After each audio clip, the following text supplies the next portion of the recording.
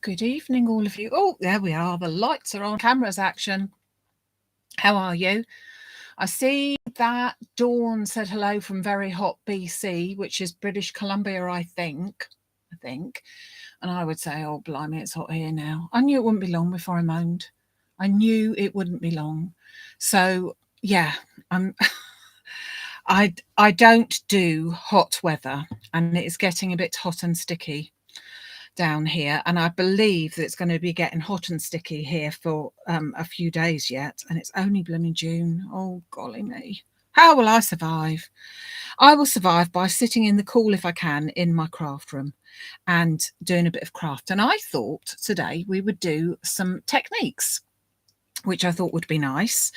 I've been wanting to use this gorgeous stamp set from Julie Hickey Designs called Elegant Florals ever since it came out last month. No, not last month, April. So now is my opportunity. I wanted to show you 3 different ways with this one. And Samantha, you can have some of it. Yes, I'm sending it along. The heat she's on about. So I'm going to be using 3 different techniques with this one stamp. I've put in some, I'm going to be using some of the new Spellbinders dies, which is something that I am stocking now. This one's called Essential Stylish Ovals, which I quite like. I would say fat ovals myself, but I quite like using them. And what I've actually done is made some frames with them to help us imagine how these cards can look. So my first and foremost one, I'm going to do a couple of heat embossing ones, and I'm going to use the biggest stamp. So it comes with 4 stamps altogether, this one. And oh gosh, this one is one big one, and then you've got a long version of it and 2 sort of smaller ones, but I'm just going to use this as a main sort of background bit for now. And bring in my stamping platform. What would we do without it? And I'm going to start off with a piece of black card. So this is just ordinary black card. It's nothing special. I just want to, it's smoothish. You can't hardly see it now. I've put it on there. And I'm going to lay my stamp on the top, and then I'm going to pick it up with the lid of my stamping platform, press down slightly. The stamp is sticky, so it will bring this back up a little bit. I'm going to just hold that into place very slightly on the edge. Now, one should have an anti-static bag, but you know what? Surprise, surprise, I can't find mine. So I'm going to use one of my anti-static cloths instead, and just wipe over the surface. I kind of think for what I want to do, this is probably going to be quite okay. If I was doing sentiments and things, I would have to go on a bit more of a search. And I think I put both of them in a craft bag. So there you go. So I'm going to anti-static my side there. Then I'm going to use some clear embossing ink. This time I've got Craft Artist, but it could be Versamark, it could be Wow embossing powder, embossing ink, anything you like. It's the clear watermark type ink. Okay, so I'm going to ink that all up on its merry way. Only thing about this sort of thing is it's difficult to see until you've actually stamped it onto your card. So you hope that you've got all of it. I'm going to bring that back over, just make sure that and I think they will get in the way. So just press that down and then just evenly press down and see what sort of image we've got. I can hardly see it myself, so I'm going to go and do it one more time. So I'm going to ink up again, beauty again of your stamping platform. So use my ink again. Oh, try and open it, and then use this as well. June, if I put anything in my Gemini machine, I'd know where it was, wouldn't I? I did think I knew where my other thing was, but I think I took it with me to our workshop on Saturday, and then I don't know what I did with it afterwards. So I think, can you see? just about catches it, doesn't it? Just about it catches it so that you can see. So I'm going to take on this one some gold embossing powder, which is this one. I'm going to take the detailed embossing powder because, as you can see, this is a very fine detailed image. So I want it to be able to pick up. When it says a detail powder, it means that the particles are small and fine. And so therefore it will pick up all those little bits that we want it to do. So I'm just going to then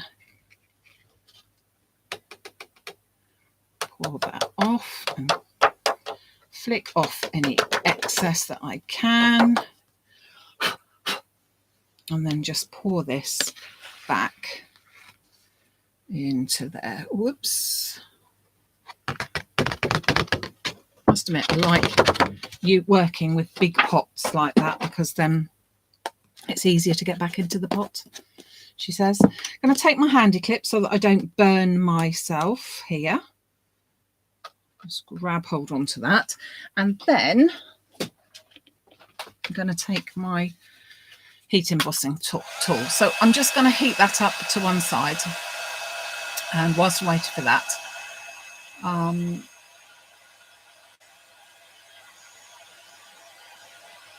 June, you're just too organised. I don't have anything in my, in my little Gemini. She is a little wonder, though. She's been doing very well this week in preparing all of your kits for you. And, yeah, they're all on their way. So you can see, just love this. Just picking it all up.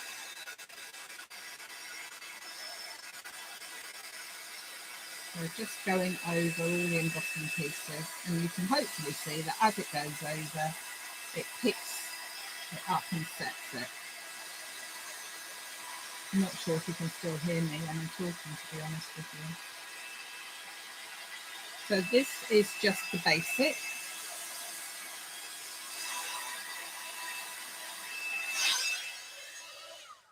Obviously you could stamp it ordinarily, but this is just the basic. Okay, so you would just do that with any, missed a couple of places there, but not to worry. Just give you the basic embossing. I would then take a card, which is a top folding 5x7 card today. And if I'm not going to make the cards up today, I'm just going to show you the different techniques. So if I was to pop that on there and bring in the frame that I've made using the Essential Stylish ovals, you can then see just how lovely that could be. I have to hold it down because otherwise it's all going to pop up. But just a simple banner of a sentiment in there or something like that, and it gives a beautiful, beautiful finish. So just by putting a frame on it, again, I probably, you know me, I probably put some foam tape on it. But other than that, it's ready to go. Okay, so that's technique one, just heat embossing it. Now then, I'm going to bring in a piece of white card. Okay, so bring in my platform again, and this time I'll pop that into the corner again. I'm still going to use my clear embossing ink, but I'm going to clean this off a little bit first. So I'm going to use my clear embossing ink, but I'm also going to use white powder, which is a little bit, if I can get it to work. On. That's possibly why I had this to one side, you know. Oh,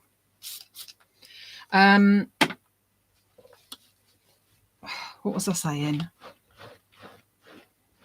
What was I saying? Yes, I'm going to use the white, could use clear, but I'm going to use white embossing powder for this one. So I've been using this quite a lot, and it's getting a little bit sticky. I need to give it probably a very good wash, but I think that would be okay. So let's apply my clear embossing ink to it again. And as I said, I'm going to use some white on white. So quite clearly, you are not going to be able to see it very well. This we know. This we recognise. So let's just pop that onto there. Hold it in place just a tiny bit there. Use my whatever. Sorry, I'm sure I'm moving the camera. I hope I'm not giving you seasickness there. And let's just see.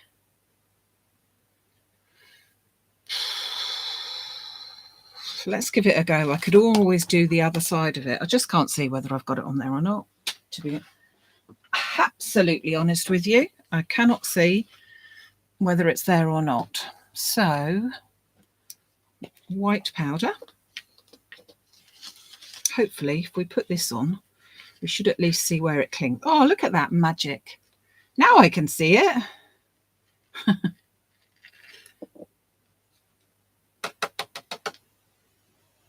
Now I can also see I missed a couple of places. Hey ho, hey ho. That is the downside of it. The finished is the upside of it. So that's my white powder. I need to heat set that. I've used also again a detailed one so that we can make sure that it picks up all those pieces. Hold on with my handy clip. Heat gun obviously is already a bit warm by now, so hopefully it shouldn't take so long. Oh yeah, we've got our lovely workshop on Saturday. I cannot wait for that. It's going to be so good. So I'm doing exactly the same thing. I'm just going over. You can't see it so well, but hopefully you can. But when you move your heat gun over, not keeping it in one place for too long so that it doesn't burn your card. And it starts to go with more of an opaque white, and we can then see the white on the white. If it looks a bit dull in places, chances are you haven't actually set the powder there. Okay. Hope you can hear me whilst that's on.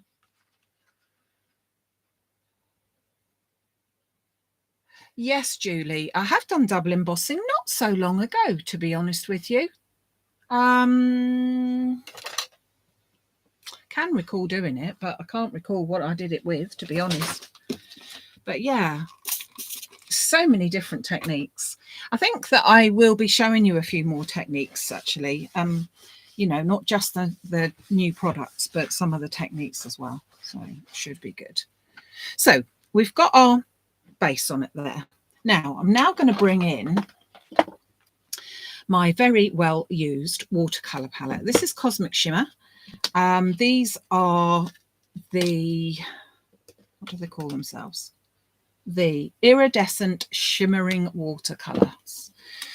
They come in a variety of different palettes. This one is summer possibly. Oh no, greens and purples. Well, whatever, because greens and purples is quite what I fancied. I've got myself a paintbrush. I've got myself some water. I would possibly use an aqua one, but I think not. I'm going to go, first of all, for this darker. Let's bring this over here so you can see what I'm doing. This sort of darker purpley blue. And then I'm going to wipe over the surface. And as you can see, as I do that, the beautiful flowers, because I don't know what sort they are, they just suddenly arrive out of your page. Yeah. So then I'm going to go with a more of an aqua color. So I'm just going to stick to the blues, some bluey greens on here. So then as it comes down, changing it and popping it with that color as well. You can see there's no cleverness. All I'm doing is watering my brush, picking up some of the ink, making it nice and wet, and then just, well, I was going to say sloshing, which sounds terribly not clever, doesn't it? But I think we go for a green down the bottom, because you don't have to be clever for this one. You just need to be able to move a paintbrush backwards and forwards and just pick up those colours. Now, clearly, those are the colours that I've chosen. You could use Distress inks, you could use Fusion inks. Just change these colours slightly. Make them a bit more vivid. Lovely. Oh, and they're blending all into one there now. Didn't mean to do that.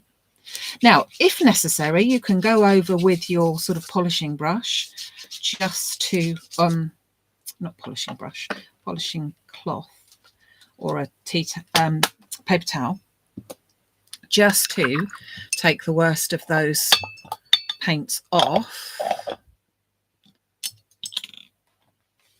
to sort of brush up the white pieces that you've got going on there. But let me show you what I intend to do with that. Here is my same card. Imagine that we stuck that down there. And this time I've gone in with a stone blue and white frame. And again, just pop that over the top. Sentiment there, flattish if you don't put any of your foam on there. But again, a really beautiful finish. And I think if you go for your framing with a darker colour than one of the colours in there, so try and pick out the colours that you've got going on in the middle and go for one colour that would fit all. So you've got that greeny blue going on here, and it's just you know, just makes that pop. Okay, so that is our second one. I will bring them back in to show you afterwards. Now, clear my desk again. I've got paint on there, but that's the idea of having a silicone top. Let's just wipe that off. And then lastly, I'm going to take myself a piece of, well, this isn't craft card, but it's a similar colour in real life to craft card, but it's actually called cinnamon. And just going to clean this off as well whilst I'm talking to you about it. Seen this technique with one of the YouTube things that I've been watching, as I'm sure we all do. And I really liked what happens. And I've tried to replicate it, but it isn't as good as the one that I saw on the telly, on the YouTube. But hey ho, I still love the technique. So I'm going to have a go at showing you. And what this is faux embossing. Yeah, I know. Well, that's what they called it. So I'm going to go and call it that as well. I've got an air bubble underneath all that. Thank you. So what we're going to do with that is we're going to pick that up and cleaned it off. And we've got, this time I've got a slightly bigger card. The other time I actually trimmed it so that it was going to fit onto my 5x7 card. But this time I've got more like half a sheet of A4, more like. The one thing I need to make sure I do, or two things. One is that I absolutely must keep my piece of card up in that top left-hand corner. Oh, not that you can see it. So that it's absolutely tight in that corner. So I'm definitely going to be using the magnets. I'm going to pop that down more or less in the middle, and then I'm going to make sure that my magnets are holding that right in that top corner. Okay, then I'm going to come over and I'm going to pick that up. And again, I'm just going to make sure that it is in that top corner. Now, I'm going to take, this is the crucial thing as well, that you need to take a colour ink that is very similar to the colour card that you're using. You can't do this on white you have to do it on a coloured piece of card. And I saw it done on sort of like a craft card, and I thought, actually, yeah, that does seem to work quite well. So that's what I'm going for. So it's the card's called Cinnamon, but I'm using a ink. It's a Memento ink. It's a dye-based ink, and it's called Toffee Crunch. Now, I've only used that because that's the nearest to this colour card. Okay. Also, it is only obviously a tiny one, so I've just got to take a little bit of time popping this on here. Okay. Now, again, I will do it a second time because I just want to make sure that we have got a good image. Still got an air bubble underneath there. Not that it really matters, but I don't want one. Okay. So this is a dye-based ink. You could use other dye-based inks for this one, but it does need to be one that stamps well. Okay. So I'm going to give that a go. Again, making sure before I close it that I've got my card right in that top corner. It's very, very crucial that you do that. I'm going to take my pad, and you can see then that you've got quite a nice image there. Okay. Don't think I will go over a second time. That's absolutely fine where it is. Or should I? Oh, gosh. Yeah, okay, I will. I'll try not to do it very hard. I hope I'm not going to mess it up by doing it twice, but I will. Although it's come out really well, so I might be regretting this one. And as we said, it's only a piece of card, and I have got the other side if it's a disaster. Let's hope it's not. So I'm going to do that once more. Yeah, we're okay with that. Don't do any more. I'm now going to just grab my cloth, and I'm just going to clean off this. I don't want that colour on there anymore. I want it to be as clear as possible. Okay. Now I'm not moving my stamp tool. I'm keeping the stamp exactly where it was. That's not going to move at all. But now I'm going to move this piece of card fractionally. And that was why it was so vital that we kept it in this tight in this top corner, because I'm going to remove my magnets, and I'm going to pick it up, and I'm going to move it that much. Could you see how much that was? It's probably blink and you miss it. Okay. So I've moved it about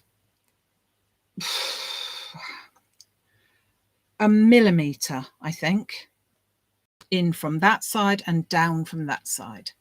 Or I think that's even, is it a 1/16 of an inch? Maybe something like that. It's very, very tiny amount. Okay. Then I'm going to take a white ink. You could do it if you had, and I haven't, if you had a very, very light coloured ink. But I found that all the inks that I had colour, and it didn't work. I did try a few times, but it didn't work. So I'm using this white ink. It's from Concord and Ninth, which is an American company, and I'm liking their inks a lot. So this is just my preference. So I'm just inking this up. I'm not going too mad, but again, I could go back in again, but you can obviously quite clearly see with this one where you've been and where you need to go. So I'm just pressing that in. Now, could you please keep all your fingers crossed that this works? It did do most of the time when I was trying it today, but that was most of the time. Crucial part, move that out fractionally, then put your magnets back into place. Then put it over, then hope and pray. I'm just going to go over again. Da, da, da, da, da. Look at that. Do you like that? I like that a lot. Little things please little minds, do they not? So what I've got there is it now looks as if I've actually 3D'd this. Do you not agree? It looks as if it's now jumping out of there. And all that I've done with that is simply fractionally moved it. So it's giving like a white shadow sort of thing. I'm glad you like it as much as I do. It's a good job I'm not on my own here, isn't it? I just think that looks so lovely. And if I was to then bring in my frame, yeah, Joe, it's not very good light in that particular spot, is it? But still, oh, whoa, that's making you go all dizzy. You get the idea. So just by stamping but moving that over, it then almost makes this stamp into what looks like a 3D embossing folder. I think it looks even better in real life, to be honest with you. But it's not bad from what I can see on the camera. It's not bad. And I hope that you like it so I can see that you do. But yeah, what a lovely, lovely effect. As I said, the crucial things with this, and this is called faux dry embossing, I think is exactly what it was called. So the crucial things is that you need to have coloured card on which to put it. Your first ink needs to be a very similar colour, a sort of 2 or 3 shades darker colour than the card that you're using. So you wouldn't use a black on the brown. You have to be using a brown, and it has to be just 2 or 3 shades lighter. Okay. And then you use a very light ink. I prefer to use the white one because I thought that that went the best. As I said, I did try some other Memento ones, which were lighter chalk ones, just didn't have the same effect. So, and then when you frame it up, just lovely. So 3 really different techniques. Let me just carefully, hold on, don't want that to get stuck on there. So let me just find my bit of plastic. Hold on, hold your hats, everybody. Goodness me, digging deep here. Oh, that's not what I wanted anyway. Not to worry, I'll open it. I don't want to get all that white onto there. You wouldn't, would you? No, you wouldn't. So let me bring them back in to show you. So you've got this one with that faux dry embossing. You've got this one with ordinary embossing, but again, pop that onto there and a beautiful finish already. Looks very elegant, black and gold. Love it. Or completely different is this technique, which we've done with the white embossed resist, using the colours of the blue and greeny sort of colours, and then we've got that stone blue card on the outside and the inside, just giving us that frontage. So the same stamp, as you can clearly see, the same stamp, but I think giving you 3 different images all together. Obviously you could just, with the little inks like this, another technique I thought of was that you could actually, shall we do that? Have you got 5 minutes just to do that? Let me just quickly do that, because I was wondering how that might turn out. It means I've got to dry my ink. Hold on, I'll keep talking whilst I'm doing it. Wait a minute. Let's just clean off this mess basically now. So let's just clean off that. So yeah, I just thought of another technique which looks really good we could do to give you another completely different look. That's probably got the worst of it off. Plain piece of white card, haven't cut it, just an A5 piece of white card. I do tend to keep a lot of card that has just already been sort of cut like that. And I'm going to go with, hold on, just going to choose some colours. I'm going to choose Teal Zeal. I'm going to choose Bahama Blue. And this one is Paris Dusk. And I want to go for a bit of green in there as well, and that will be impossible to find. Sprout. Can't beat a bit of Sprout. I'm going to put my lightest colours on first. I'm just going to, because I can with this, go over in small areas, just picking up the different colours. I'm not going to put very much of this dark one on. Possibly even going over the same thing twice, don't know. Don't know really. We'll soon see, won't we? Can't see that green very well. Might have to get a deeper colour green. But if you've got these little inks that are like this, works really well. Need a different colour green. Need a bit more than a bit of Sprout, I think.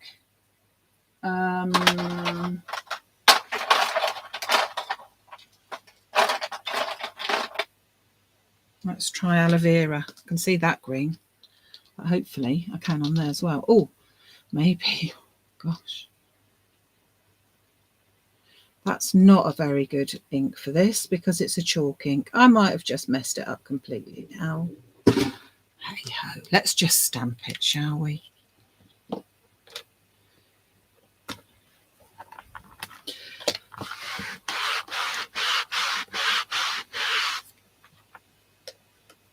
take them off, might get a better look as well. That's better.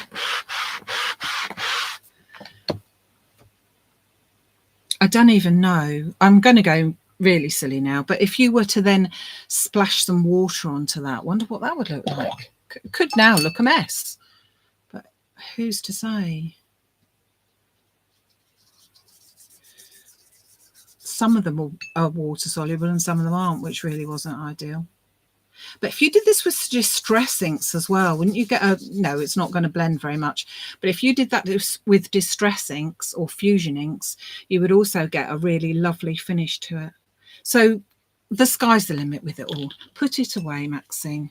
Put it away. So let me bring this in. Don't forget, we have got the two dies that were on TV at the weekend, which is the Elegant Tree from John Next Door. That's this one, and the Bold Birthday. Yeah, Bold Birthday. So we have got those on the website. They are very limited stock. So if you want them, go over and grab them, and then that is it. They have been sold out otherwise, I'm afraid. Okay, so thank you so much for joining me today. I'm seeing, sorry, stamping the frame would look nice. Yeah, it would, wouldn't it? Yeah, it would indeed. I just love them all. Look at this one now, it's drying. Very effective. Well, she says. Just love it. So there you go. Different techniques for you today. A technique masterpiece, she says. A technique show, we'll call it that. So I will be back with you on Sunday at 11 o'clock.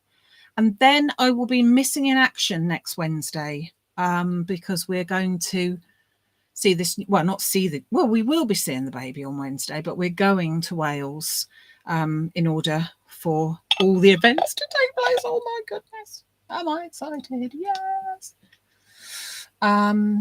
Oh, Fiona, you're awake. Two Fionas. One's awake all the time and the other one only now and again. So it's nice that Fiona B joined us and that she is awake.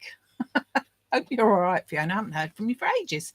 So what could you use if you don't have white inks? If you don't have white inks, the crucial part is to get something that is very, very light. Now, I have to say that when I looked at the outside of this, I thought that that was very, very light. But as you can see, when I put it on there, it wasn't quite so light. So you would really need to have, well, just such a huge contrast, the lighter colour that you can possibly get. You could try your distress inks and maybe go for something like, what are they called? Old paper, an antique linen. Antique linen is possibly a good one. Antique linen, in maybe the Distress Oxide might work well. Or a very, very pale blue if you were going to do it on a blue piece of card, a dark blue and a very, very pale blue. And you can also get some of those inks, I'm not quite sure what they're called, for no lines or something. Do you see what I mean? No lines, is it? Can't think what they call it, but that might work as well. But yes, that is your go-to for having a go at that. As I said, crucial things to remember is you need to be on coloured card. You need to be having the first ink that is very, very similar, and then preferably white, but you could experiment with another very, very light colour. I saw it done with a colour that she called ivory, and I personally can't see an ivory in anything that I possess, but maybe it's just because I just haven't bothered to get it. So there you go. So yeah, oxides would probably work better. Your only problem with your oxides is you couldn't smudge it so easily. Yeah. So see you on Saturday. Lots of you that are joining me with the lovely anemone class. The rest of you, see you Sunday morning. Thank you so much for listening to me witter on today. Have a good few days, and I'll see you then. Take care till then. Bye.